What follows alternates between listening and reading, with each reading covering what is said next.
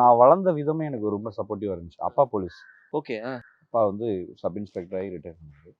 So அப்பான்னு இல்லை, தாத்தா எல்லாருமே போலீஸ். போலீஸ் குடும்பம். எங்கள் ஓகே. ஃபேமிலியே சித்தப்பாலேருந்து எல்லாருமே போலீஸ். நானுமே ஆர்மிக்கு போய் செலக்ட் ஆகி ஏர்ஃபோர்ஸில் செலக்ட் ஆகிருந்தேன்.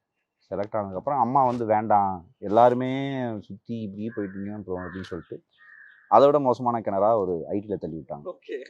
ஸோ அப்படியே சின்ன வயசில் நான் போலீஸ் ட்ரைனிங் கிரவுண்டில் தான் வந்து நான் ஒர்க் அவுட்ஸே ஆரம்பித்தேன். நான் ஜிம்முக்கு ஒர்க் அவுட் ஆரம்பிக்கல. ஸோ எனக்கு இதெல்லாம் வந்து எங்கள் அப்பா நான் டெய்லி பார்க்குறேன்ல, நான் ஸ்டேஷனில் தான் போய் உட்காருவேன். ஏசி ஆஃபீஸில் தான் போயிட்டு உட்காருவோம். ரெக்கார்டு சைன் வாங்குறதுன்னா எங்கள் அப்பாட்ட வீட்டில் போனால் அடி விழுவும். அடி விழுவு மீன்ஸ் கேள்வியெல்லாம் கேட்பாரு. அப்படியே போயிட்டு ரேங்க் கார்டை போய் அப்படி நாங்கள் நீட்டினோன்னா, என்னடா என்ன அப்படி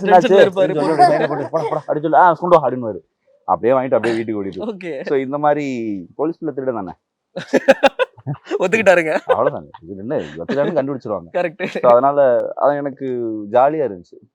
ஒரு போலீஸ் ஃபேமிலி, அதையும் தாண்டி போலீஸோட அப்பாவோட ஃப்ரெண்ட்ஸ் நிறைய பேர் இருப்பாங்க. அவங்க எப்படி பிஹேவ் பண்ணுவாங்க, நீங்கள் நினைக்கிற மாதிரி வரப்பா அப்படிலாம் இருக்க மாட்டாங்க. இருப்பாங்க, எல்லாரும் அப்படி இருக்க மாட்டாங்க. பட் அவங்களுக்குன்னு ஒரு நேச்சர் சைடு இருக்குல்ல, அது எனக்கு இப்போ எனக்கு இதில் ரொம்ப ஹெல்ப்ஃபுல்லாக இருக்குது. ஸோ